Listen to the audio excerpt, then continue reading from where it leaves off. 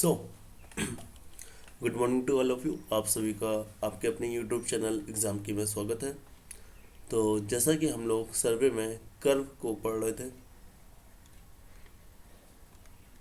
Curve क्या होते हैं, कितने टाइप के होते हैं, कौन कौन से उनके एलिमेंट्स होते हैं, क्या फॉर्मूले होते हैं और कैसे न्यूमेरिकल को हम लोग सॉल्व करते हैं, ये अब तक हम लोग ने देख लिया था। तो आज का हमारा जो टॉपिक होगा, टॉपिक है setting out of a simple curve. Setting out of a simple curve।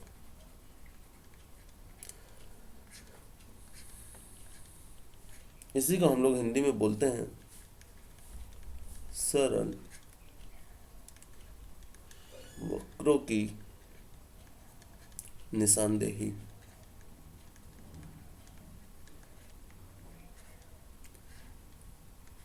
ठीक है, तो चलिए सबसे पहले हम लोग ये देखते हैं कि सेटिंग आउट होती क्या है। तो जब हम लोग किसी भी कर्व को सेट करते हैं, तो कर्व को सेट करने के लिए हम लोग फील्ड पे कुछ पॉइंट को स्थापित करते हैं, ठीक है ना। तो उन पॉइंट के स्थापित करने की जो रिएक्शन, जो क्रिया होती है, जितना टाइम लगता है, जो उसका क्रिया होती है, उसी को हम लोग सेटिंग आउट बोलते हैं। ठीक है, तो सेटिंग आउट का मतलब क्या हो गया कि पॉइंट रख रख के, कुछ निश्चित दूरी पे पॉइंट को रख रख के कर्व को बनाने की क्रिया को ही हम लोग सेटिंग आउट बोलते हैं। अब बात आती है कि इनके दो तरीके होते हैं, दो तरीके से क्लासिफाई इनको किया गया है। तो पहला तरीका होता है इनका linear method. Linear method and second होता है एंगुलर मेथड।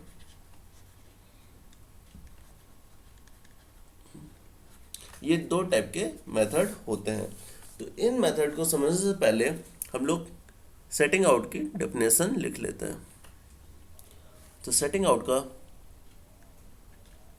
पहली डेफिनेशन है कि setting out a curve, setting out a curve means locating various point, locating, locate कर रहा है ना, locating various points, various points along the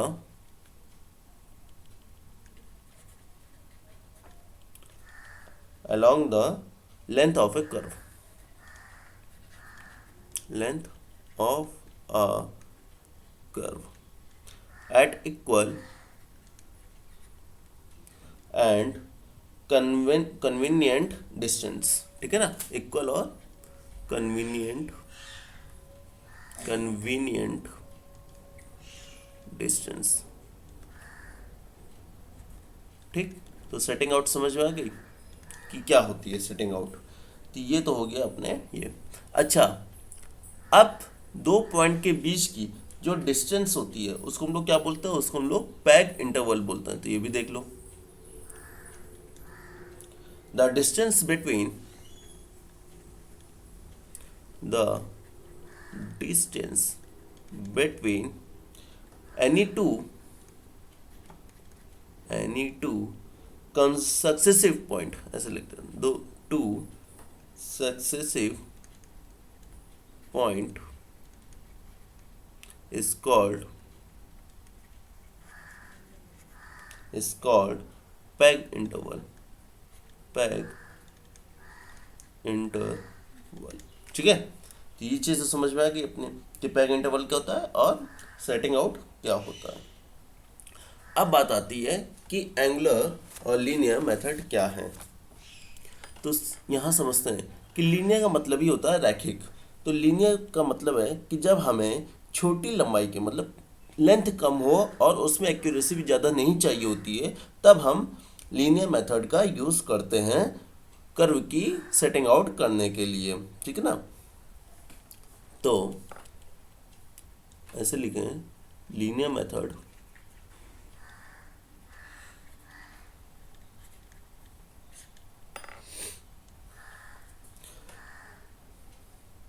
for short length, it is used for, यहाँ ऐसे लिख लो, use for short length and less accuracy. ठीक है, जब कम एक्यूरेसी की जरूरत होती है या फिर छोटी लेंथ की हमें आवश्यकता होती है तब हम लोग इसका यूज करते हैं। और किससे, किसकी हेल्प से, with help of chain and tape. Tape और चेन की हेल्प से हम लोग इसका यूज करते हैं। अब आती है इसी में बात सेकंड मेथड की, एंगुलर मेथड। एंगुलर मेथड, ठीक। अब एंगुलर मेथड में क्या करते हैं, क्योंकि एंगुलर का मतलब ही एंगल से होता है, तो जब एंगल की हमें ज़रूरत होती है तब हम लोग थियोडोलाइट का यूज़ करते हैं। और इस मेथड में हम लोग लॉन्ग लेंथ के लिए, ठीक है ना, लॉन्ग लेंथ के लिए और एक्यूरेसी भी इस मेथड में अच्छी आती है। तो और थियोडोलाइट के साथ साथ हम लोग इसमें टेप का भी यूज़ करते हैं और अपने कर्व को सेटिंग आउट करते हैं। तो it is use for long length with maximum accuracy,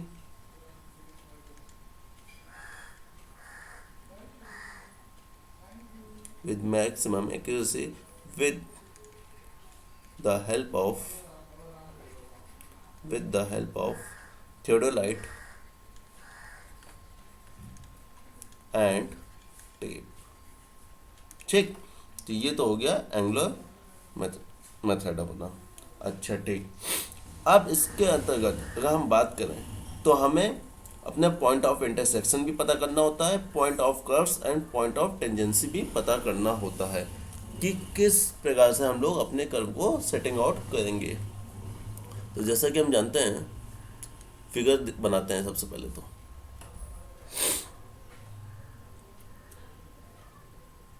इस पॉइंट से 2 स्ट्रेट लाइन जाएगी,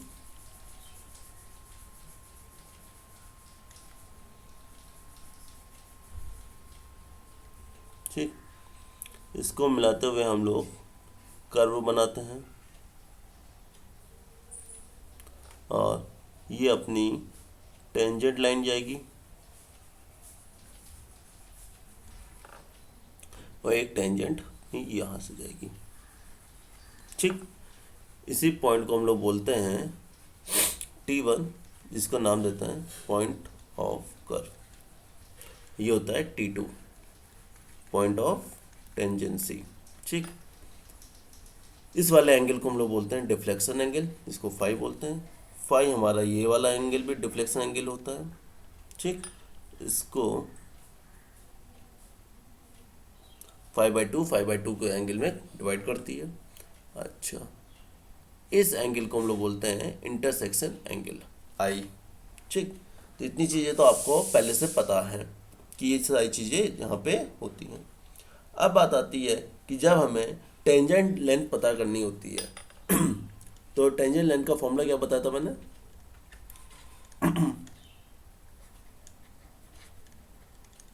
R tan 5/2 सॉरी, R क्या है, ये रेडियस। O पॉइंट से T1 तक की दूरी जो है R है, O पॉइंट से T2 तक की दूरी R है, जिसको हम लोग रेडियस बोलते हैं, रेडियस ऑफ कर्व, ठीक है। अगर हमें लेंथ पता करनी हो कर्व की, ठीक, लेंथ ऑफ कर्व, इसका भी कल फॉर्मूला बताया था मैंने, πr 5/180, याद होगा, ठीक। तो इस तरह हम लोग यहाँ से कर्व की लेंथ और टेंजेंट की लेंथ निकाल लेते हैं, ठीक। तो ये तो बात हो गई यहाँ तक की। अब बात आती है कि लीनियर मेथड में किस प्रकार से हम लोग सेटिंग आउट करते हैं कर्व को। तो हेडिंग डालते हैं कि linear methods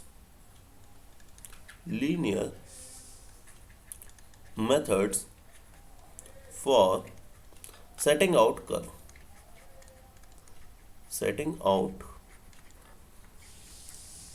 curves.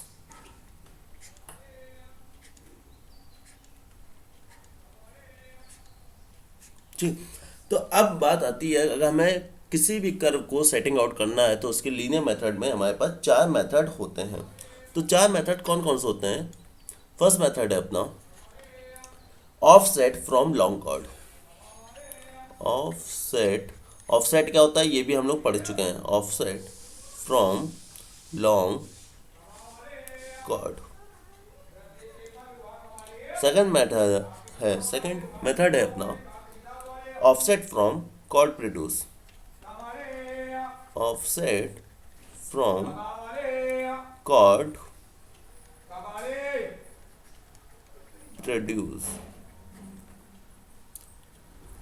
Third method है successive bisection of arc. Successive bisection of arc. And last है offset from tangent. Offset from tangent.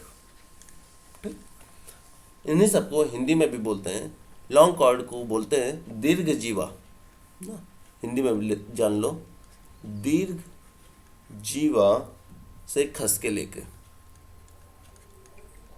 Offset को हिंदी में क्या बोलते हैं? खसके। ठीक, सेकंड होता है अपना बढ़ाई गई जीवाओं से खसकों द्वारा। बढ़ाई गई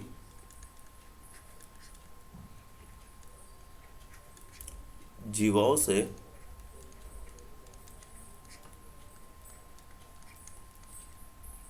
खसके द्वारा। ठीक, थर्ड को बोलते हैं हम लोग वक्र की चापों से, वक्र की चापों से। आर्क को क्या हिंदी बोलते हैं? चाप। तो चापों से क्रमिक समद्विभाजन द्वारा, समद्विभाजन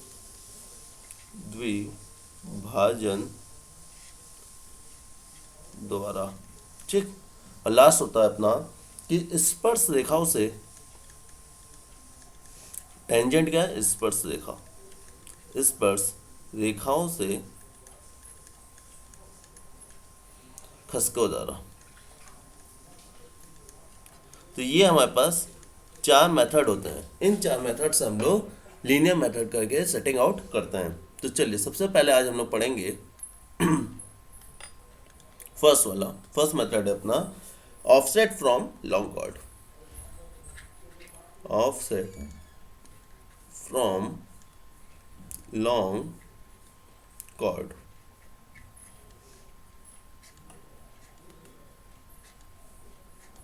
ठीक, तो चलिए सबसे पहले हम लोग यहाँ पे फिगर बनाते हैं।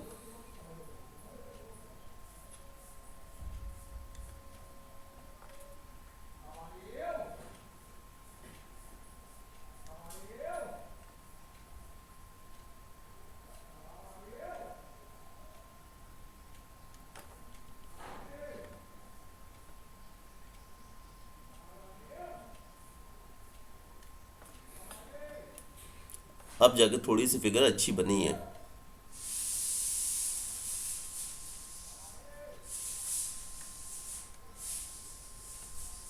ना। और ये हो गई आपकी लॉन्ग कॉर्ड।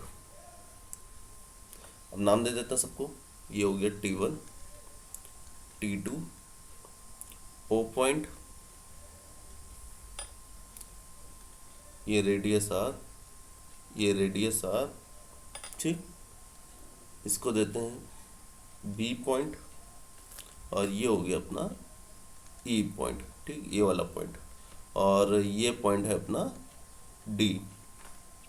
तो इस तरह हम लोग अपने फिगर को नाम दे देते हैं। चलिए, जैसा कि हम लोग जानते हैं यहाँ पे लॉन्ग कॉर्ड क्या है, कोई बताएगा? लॉन्ग कॉर्ड, चलो इधर लिख देते हैं। जो लॉन्ग कॉर्ड है वो कौन सी होगी?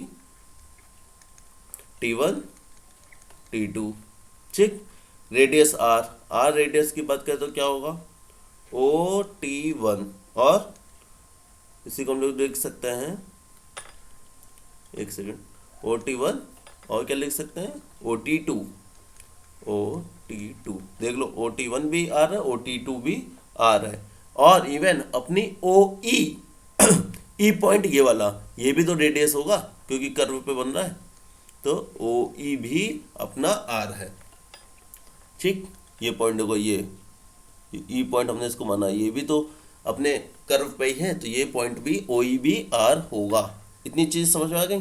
ठीक है, चलो अगर हम यहाँ पे अगर इस पॉइंट को ED को, ठीक है ना, ये ED है, ED को अगर हमने इसकी लंबाई O0 मान लें, ED की लंबाई ED इक्वल टू O0, इतनी चीज समझ में, ये मान लें। तो अब हमको अगर OX निकालना हो, ठीक है ना, OX है क्या, मानो कि ये तो छोटा सा है, चलिए इधर मैं थोड़ा सा अलग फिगर में बना के दिखाता हूँ आपको। ठीक है, मानो ये कर्व जा रहा है, ये अपनी लॉन्ग कॉर्ड है, ये D पॉइंट था, ये E पॉइंट है। इसी फिगर को थोड़ा सा जूम कर लेते हैं हम लोग। ठीक, तो जूम करने के बाद हम लोग लॉन्ग कॉर्ड के समांतर एक रेखा खींचते हैं। ठीक, इस रेखा को लॉन्ग कॉर्ड के समांतर ये रेखा देखो खींची। ठीक, इसी फिगर को हम लोग यहाँ पे जूम करके देख रहे हैं। तो इसको नाम दो P2, इसको नाम दो P1। ठीक, और ये जो पॉइंट है P1, ये D पॉइंट से X की डिस्टेंस पे हमने खींचा। ठीक, तो X डिस्टेंस पे हमने P पॉइंट एक लिया है। ठीक, इतनी चीज समझ में आ गई आपको? तो अगर हमें मान लो कि X दूरी पे कोई जो हमने पॉइंट P1 लिया है, इसकी दूरी कितनी मान लें, इसकी दूरी हम लोग मान सकते हैं OX। तो ये जो दूरी है P1 से लॉन्ग कॉर्ड तक की दूरी जो मानी है, ये OX है। इतनी बात समझ में आ गई? ED है O0, और P1 से F तक की दूरी है, ये F है। ये दूरी कितनी है, OX। तो ये बात इतनी यहाँ तक समझ में आ गई होगी। चलो अब बात करते हैं यहाँ पे हम लोग कि कैसे सेटिंग आउट करते हैं। अगर हम लोग ट्रायंगल OT1D में देखें, ठीक, तो OT1D, हम इस ट्रायंगल की बात कर रहे हैं।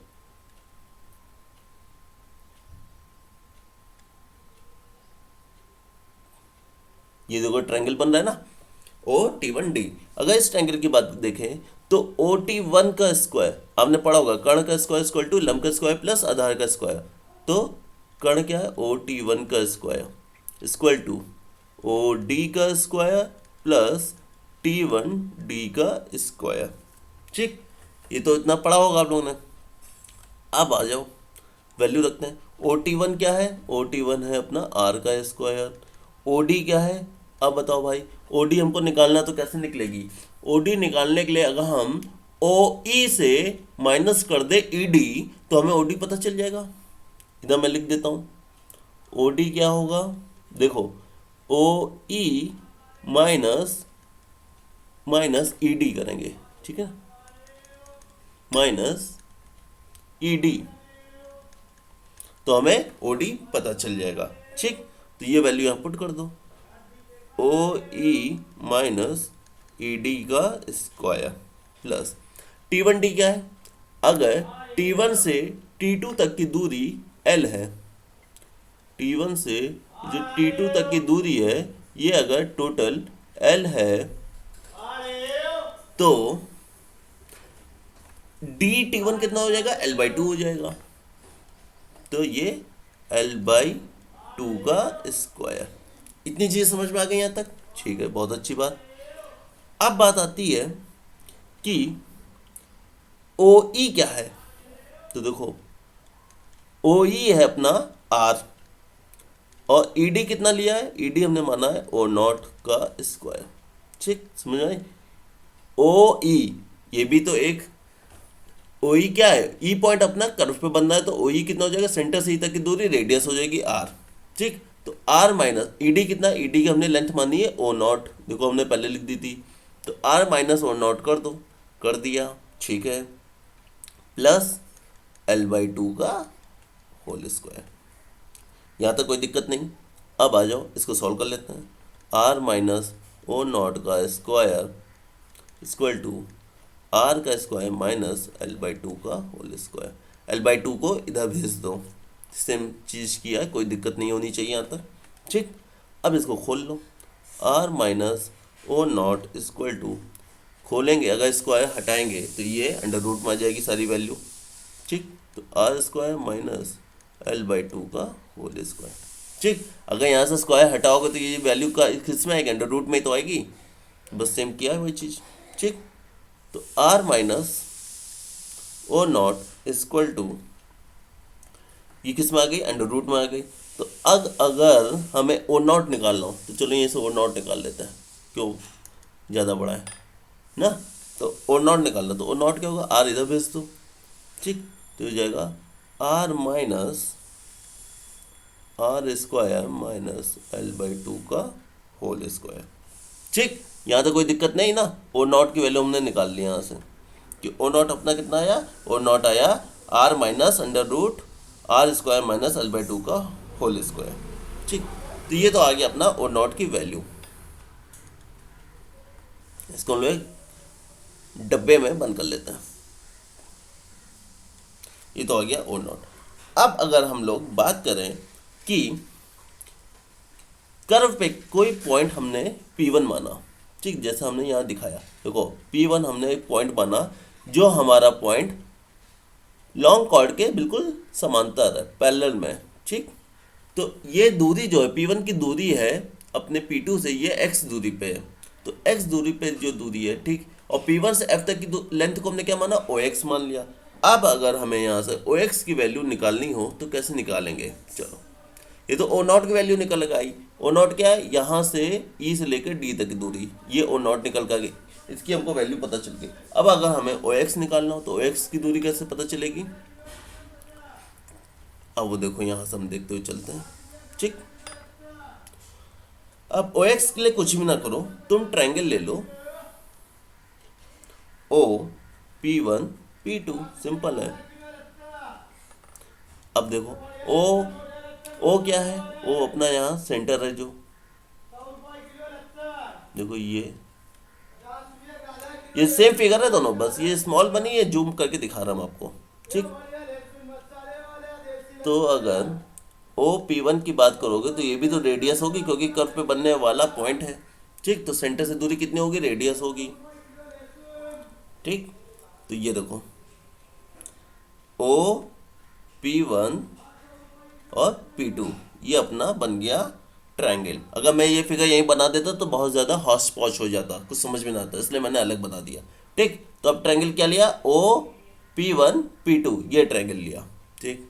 तो ओ P1 P2 में क्या है, चलो देखें, सेम वही चीज़, कर्ण का स्क्वायर ओ P1 का square equal two O P2 का स्क्वायर प्लस P1 P2 का स्क्वायर, P1 P2 का स्क्वायर, कर्ण का स्क्वायर इक्वल टू आधार का स्क्वायर प्लस लंब का स्क्वायर। कर्ण क्या है, देखो हाइपोटेनस ओ P1, ठीक, इक्वल टू P1 P2 का स्क्वायर प्लस ओ P2 का स्क्वायर, ठीक। नीचे समझ में आ गया, लंब का स्क्वायर प्लस वो आधार का।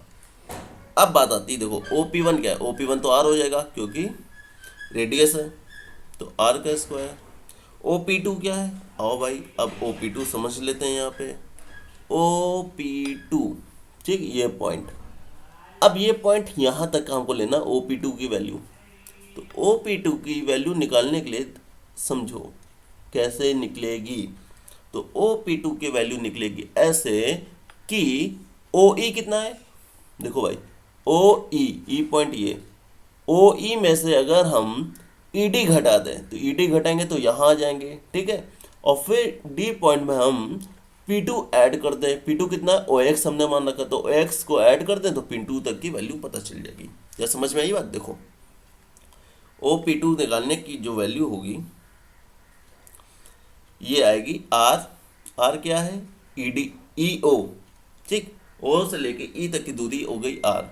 आर में से हम घटा दें ईडी की वैल्यू, ईडी कितनी है ओ नॉट, ठीक, ये घटा दी तो हम डी पॉइंट पर आ गए। अब डी पॉइंट से हम अगर प्लस कर दें ओ एक्स को तो हम पी पॉइंट पे पहुंच जाएंगे। तो ये चीज़ तो समझ में आ गई होगी। अब यही ओ पी टू की वैल्यू हम लोग यहाँ पे पुट कर देंगे, ठीक, ओ पी टू की वैल्यू यहाँ पुट करो तो ये होगी R minus O nought plus O X का square plus P one P two कितना है, पी वन पी टू तो शायद देखो क्या है, पी वन पी टू को हमने x माना हुआ है, ठीक, पी वन पी टू को ये देखो x डिस्टेंस पे है तो ये हमने P one P two X माना है। कुछ ज़्यादा है नहीं इसमें, बस थोड़ा सा हौश पौश हो रहा है बस, इसलिए आपको ऐसा लगेगा कि थोड़ा सा डिफिकल्ट, वरना है बहुत आसान, सिंपल चीज़ें हैं, ठीक। तो ये एक्स स्क्वायर हो गया। अब इसको ओपन कर लो तो देखो आर माइनस ओ नॉट, ठीक, प्लस ओ एक्स, ये वैल्यू जो है, ठीक, इसको एक्स को उधर भेज दो तो R square minus X square. अब ये स्क्वायर लगा था, स्क्वायर हटाना है तो ये वैल्यू अंडर रूट में आ जाएगी, ठीक। तो इतना तो आ गया समझ में। क्या किया, x को हमने इधर भेजा तो x प्लस में, इधर जाएगा माइनस में, तो R square minus X square, और इस वैल्यू का स्क्वायर हटा दिया तो ये अंडर रूट में वैल्यू हो गई, ठीक। इतना समझ में आया, बहुत अच्छी बात। अब कुछ भी नहीं करना है, ओ एक्स निकालना है। तो ओ एक्स इक्वल टू क्या होगा भाई बताओ, ये होगा अंडर रूट, इस वैल्यू को इधर भेज दो, R square minus X square, ठीक, minus R minus O nought. तो ये हो गई ओ एक्स की वैल्यू। ये जो वैल्यू आई ये है हमारा एग्जैक्ट एक्सप्रेशन है ओ एक्स निकालने का, ठीक। ये हो गया एग्जैक्ट एक्सप्रेशन है, हाँ लिख भी देते हैं।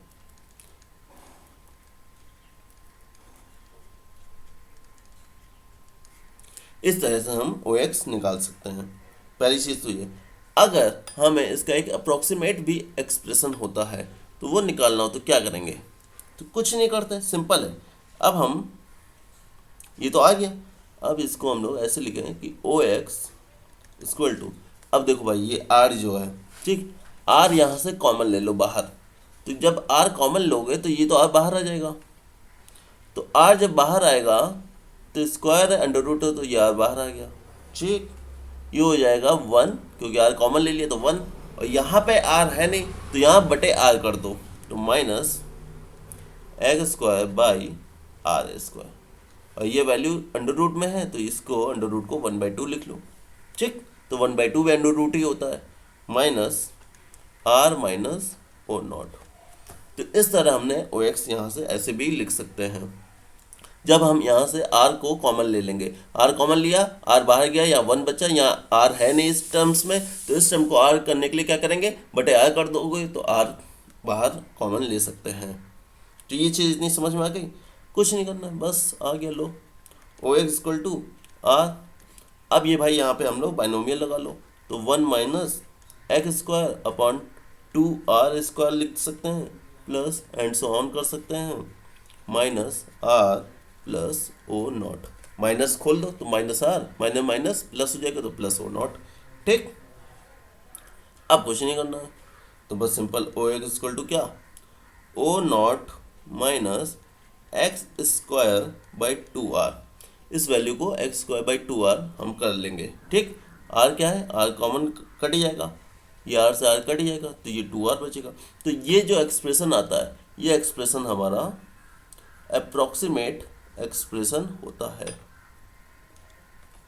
इसी एक्सप्रेशन को हम लोग अप्रॉक्स मतलब कि लगभग, अप्रॉक्सीमेट एक्सप्रेशन भी बोलते हैं, ठीक। तो इस प्रकार हम लोग ओ एक्स की वैल्यू फाइंड कर सकते हैं। अब हमें ओ एक्स की वैल्यू फाइंड हो गई। अच्छा, इसमें एक चीज़ और देख लो आप लोग कि जब हम लोग कर्व की सेटिंग आउट करते हैं तो इसमें हम लोग, चल नेक्स्ट में बता देता हूँ इधर, मान लीजिए हम लोग यहाँ पे कर्व की सेटिंग आउट कर रहा है। तो बड़ा बनाते फिगर ताकि अच्छे से समझ में आ जाए। ये अपनी स्ट्रेट लाइन नीचे की तरफ जाती है कहीं। चलो ठीक, ये अपना सेंटर है। ओ, फिगर अच्छी नहीं बन पाई लेकिन समझ जाइएगा आप लोग। ठीक, अब हमको सेटिंग आउट करना होता है।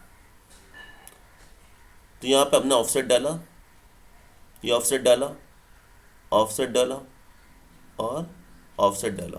तो ये जो पॉइंट बन रहा है, इसी तरह हम लोग करके सेटिंग आउट करते हैं। ठीक, अब बात आती है कि जो कॉर्ड है, ठीक है ना, ये कॉर्ड है, इसी को हम लोग कॉर्ड बोलते हैं, जीवा। ठीक, तो ये जो अपनी पहली कॉर्ड है, ये फर्स्ट कॉर्ड हो गई और ये लास्ट कॉर्ड हो गई। तो जो फर्स्ट एंड लास्ट कॉर्ड होती है, फर्स्ट एंड लास्ट कॉर्ड, इसी को हम लोग बोलते हैं, इसको हम लोग बोलते हैं सब कॉर्ड, सब कॉर्ड। ठीक, और बाकी जो रिमेनिंग कॉर्ड होती है, बाकी जितनी भी होंगे रिमेनिंग, ठीक है, इसको हम लोग रिमेनिंग मतलब बची हुई कॉर्ड है, रिमेनिंग कॉर्ड, बची हुई जीवा को हम लोग बोलते हैं नॉर्मल कॉर्ड। ठीक, इसको हम लोग बोलते हैं नॉर्मल कॉर्ड। अब याद रखिएगा, जो नॉर्मल कॉर्ड होगी ये हमारी चेन की लेंथ के बराबर होगी, equal to chain length. Chain की लेंथ हमारी 30 मीटर की भी हो सकती है, 20 मीटर की भी हो सकती है, लेकिन जो ये सब कॉर्ड होता है ये less than equal to chain length हो सकती है। मतलब कि चेन लेंथ से बराबर भी हो सकती है चेन लेंथ के, और चेन लेंथ से छोटी भी हो सकती है सब कॉर्ड।